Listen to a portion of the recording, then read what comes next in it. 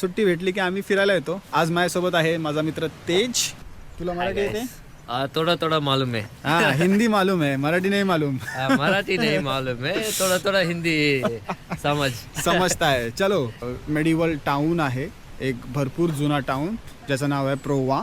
माझ्या मागे आहे सीझर टॉवर. 12व्या शतकात हा टॉवर एक प्रिझन म्हणून मानला जायचा. ही 12th सेंचुरीमध्ये बांधलेली वॉल आहे. आणि You want to wish something? I wish for 1000 followers.